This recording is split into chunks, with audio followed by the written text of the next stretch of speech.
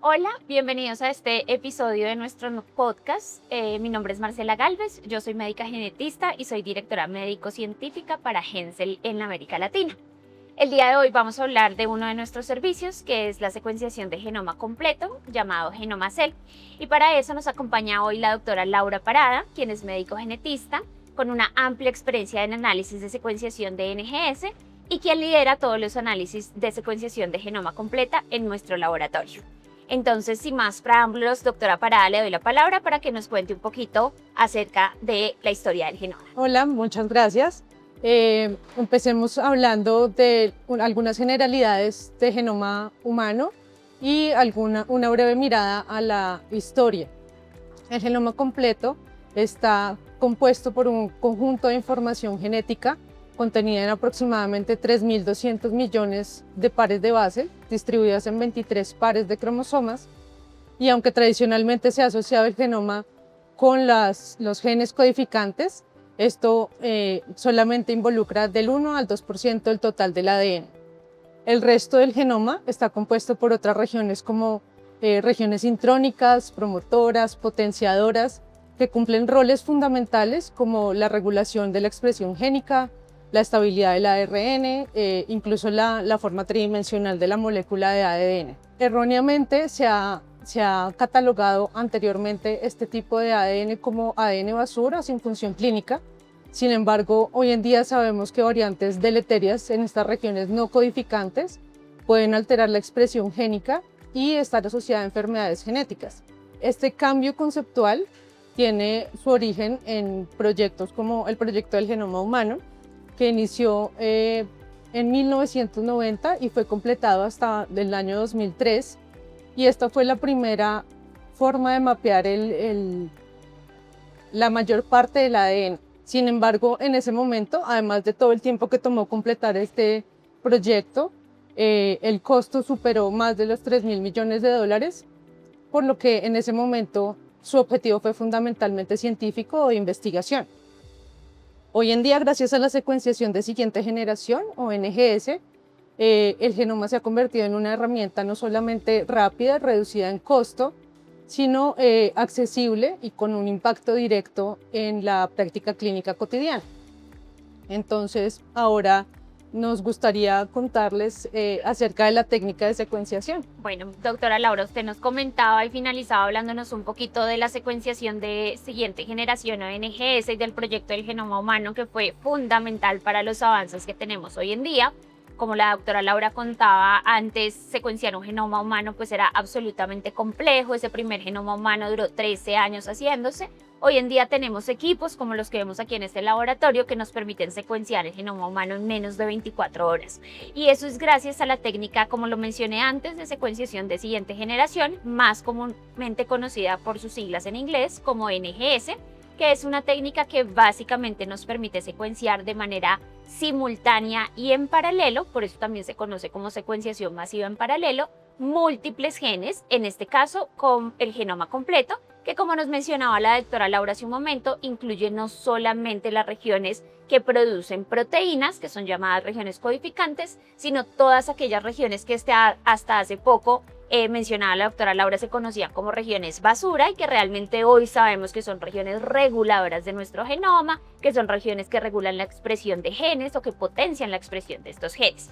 Entonces, básicamente lo que hacemos desde un punto de vista técnico es secuenciar de manera múltiples veces esas regiones de todo nuestro genoma y luego poder identificar las variantes que hay en esa región, comparándolas con un genoma de referencia.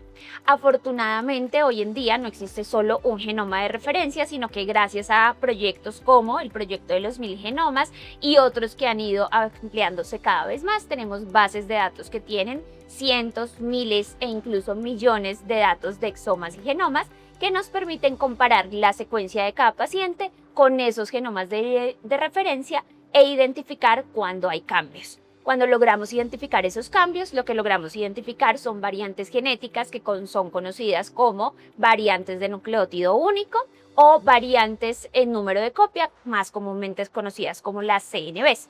Todo esto es gracias a esa secuenciación de NGS. Ahí desde el punto de vista técnico vienen dos cosas importantes. Una de ellas es qué tanto del genoma logramos cubrir y en términos generales en nuestro laboratorio nosotros logramos cubrir más del 98% del genoma, es decir, realmente logramos obtener una secuencia de prácticamente y en términos, digamos, de utilidad de todo el genoma.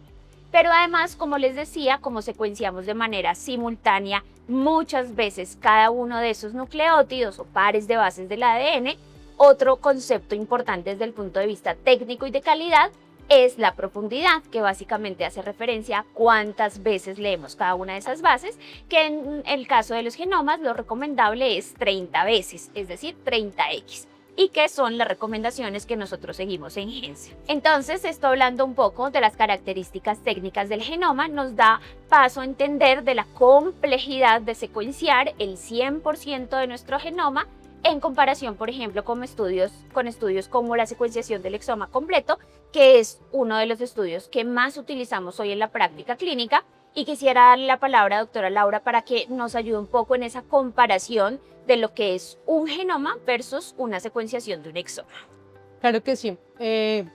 Comúnmente en la práctica clínica, como decías, muchos médicos mayormente están más familiarizados con la secuenciación de exoma.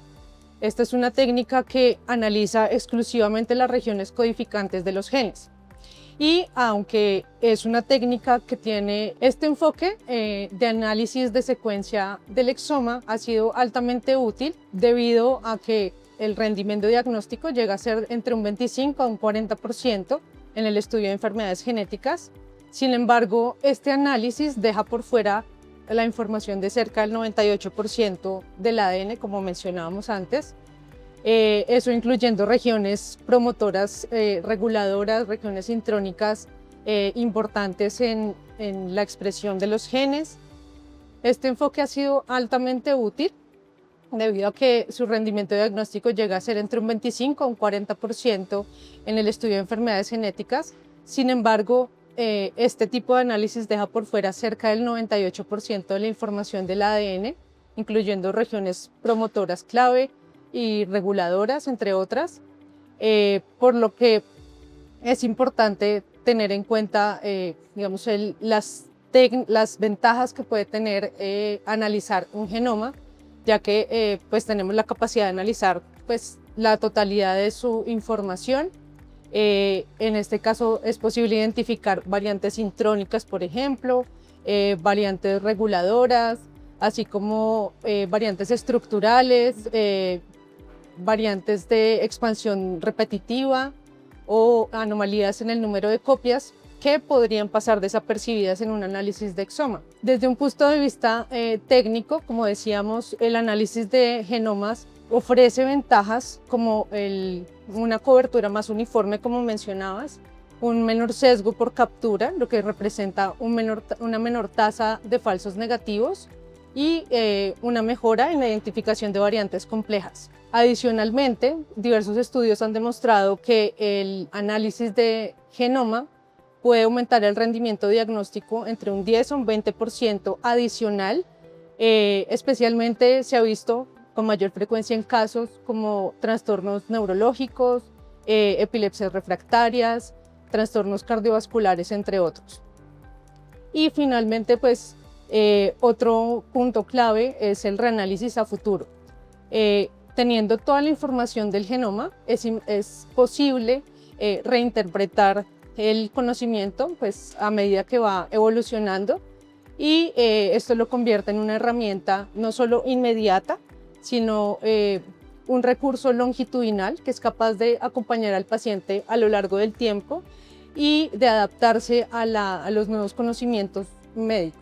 Ahora, doctora Marcela, me gustaría que habláramos de la utilidad clínica de la secuenciación de genoma. Bueno, yo creo que una pregunta clave que nos debemos hacer hoy en día y desde el punto de vista clínico es ¿cuándo pedimos un estudio de un genoma completo?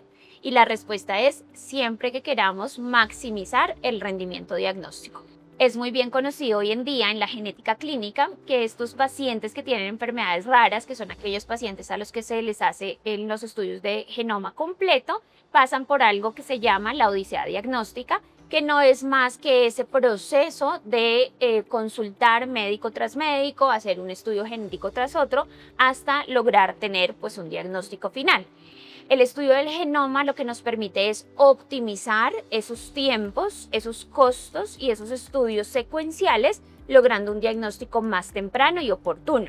Tenemos hoy en día la idea desde un punto de vista, digamos, de los médicos que pedimos estas pruebas, que son estudios de altísimo costo y que esto puede generar sobrecargas económicas al sistema de salud.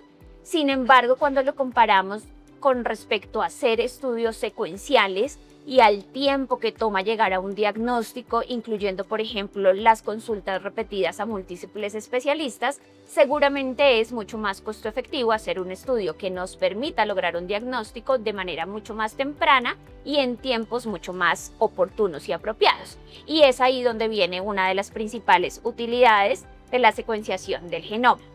Es importante mencionar que el genoma y específicamente el estudio de Genoma Cell que hacemos nosotros en Hensel, no solamente, como lo mencionaba la doctora Laura hace un momento, incrementa el rendimiento diagnóstico que la doctora Laura nos mencionaba, aumenta en un 10 a un 20% con respecto al exoma. En el exoma hablamos de una tasa diagnóstica de alrededor del 30%. En genoma se ha identificado tasas alrededor del 48-50%. E incluso hay estudios que han demostrado que especialmente en enfermedades neurológicas, incluyendo las neuromusculares y las neurodegenerativas, el genoma alcanza unas tasas de rendimiento hasta el 78%, que por supuesto es muy importante e impactante en el diagnóstico de los pacientes.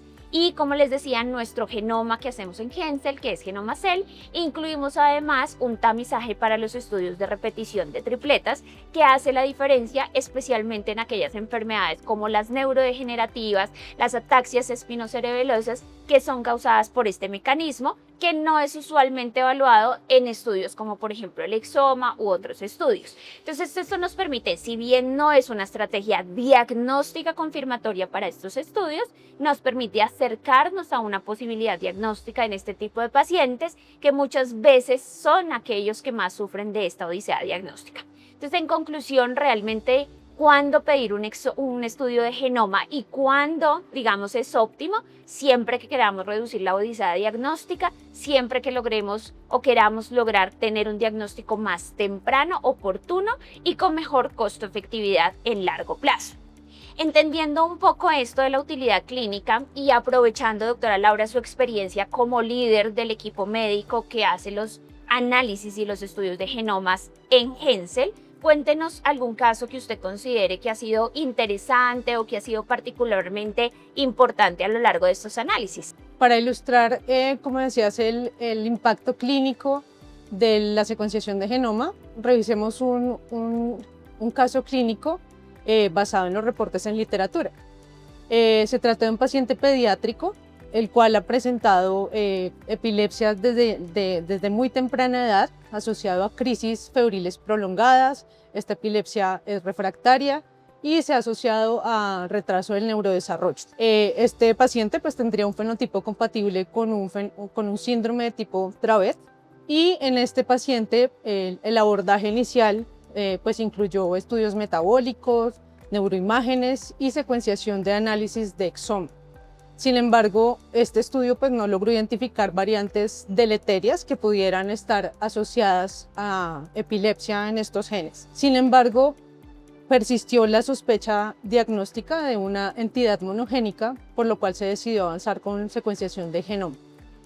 El genoma identifica posteriormente una variante intrónica profunda que no habría sido detectada en estudios como el exoma, por la localización particular de esta variante.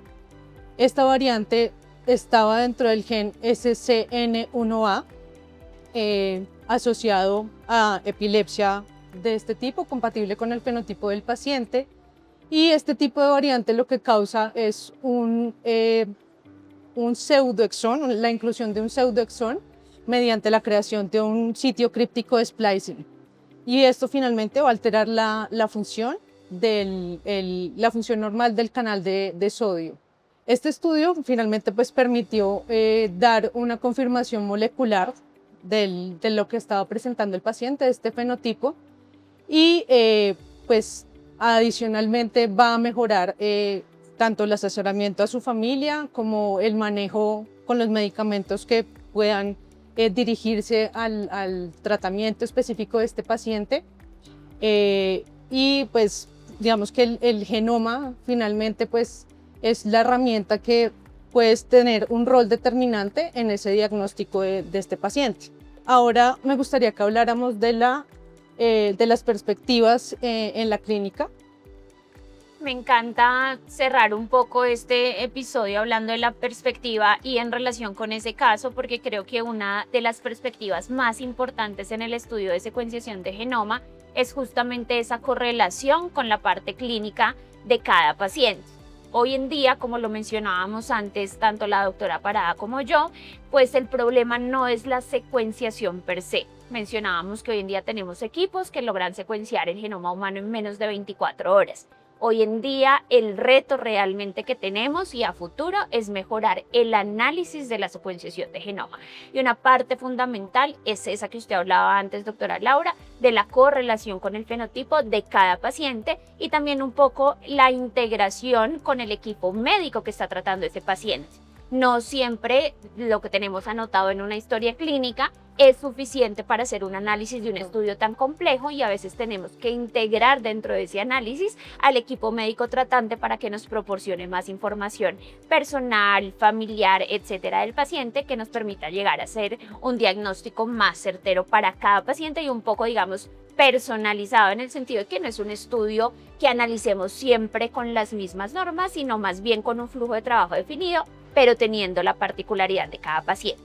Ahora bien, además de esa parte, digamos, de la correlación fenotípica, y de lo que hacemos en la colaboración con el equipo médico y bioinformático, también es muy importante evaluar la complejidad de los datos que estamos teniendo y la falta de información que tenemos, por ejemplo, en bases de datos sobre esas regiones reguladoras. Si bien es cierto, hoy en día sabemos que son regiones reguladoras, que no son regiones basura como lo mencionamos antes, sí falta aún bastante información de qué regulan esas regiones, de cómo es su impacto cuando hay una mutación o una variante genética en esas regiones y por tanto es importante también tener claro lo que usted mencionaba antes, que muchas veces de pronto hoy no logramos una respuesta, pero que un reanálisis en el futuro nos puede generar esa respuesta, pero ya tenemos la secuenciación del genoma. Y por supuesto, dentro de las perspectivas no podemos olvidar que hoy en día hablamos mucho de la secuenciación de short reads o de lecturas cortas, donde por supuesto es la técnica que más usamos porque tenemos cantidad de equipos importantes digamos, a nivel país, por ejemplo, pero viene a jugar un rol importante en el futuro la secuenciación de long reads, seguramente no como una técnica única para hacer una secuenciación del genoma completo, pero sí como una técnica complementaria para analizar esas regiones que son aún de más difícil acceso desde el punto de vista técnico, como las regiones que son altamente repetitivas, es decir, esas regiones donde yo encuentro regiones de repeticiones de un mismo nucleótido o de una serie de nucleótidos, regiones homopoliméricas, regiones en genes donde también tienen pseudogenes o incluso para la identificación de variantes estructurales complejas como inversiones, entre otras cosas. Eso definitivamente creo que está dentro de las perspectivas. Y finalmente no olvidar que hoy en día, por supuesto, digo yo, con nuestro sesgo de genetistas hablamos mucho de la genética y de los nucleótidos, pero viene algo importante que cada vez se está hablando más y es la epigenómica. Y como la epigenómica seguramente también va a tener un rol cada vez más importante en el diagnóstico de nuestros pacientes y pues ahora que hablamos de genomas, pues seguramente estamos empezando a hablar más de los epigenomas y tendremos que integrar esa información para tener un 360 de cada paciente y eventualmente lograr cada vez más diagnósticos. Como mensaje final, me gustaría recordarles que la secuenciación del genoma es una herramienta poderosa, especialmente en escenarios donde otros estudios como la secuenciación del exoma no responden a la pregunta clínica y se está ante la persistencia de una entidad monogénica. También es importante cómo integramos esa secuenciación de genoma al cuidado del paciente. Bueno, en Gensel estamos convencidos que la medicina de precisión empieza con hacer las cosas con alta calidad y GenomaCell, que es nuestra prueba de secuenciación de genoma completo, pues es un ejemplo de ellos. Les damos las gracias por haber escuchado este episodio y le doy las gracias, doctora Parada, por acompañarnos en este episodio. Los invitamos a que sigan en sintonía con el siguiente episodio de Hablemos de Precisión. Muchas gracias. Gracias.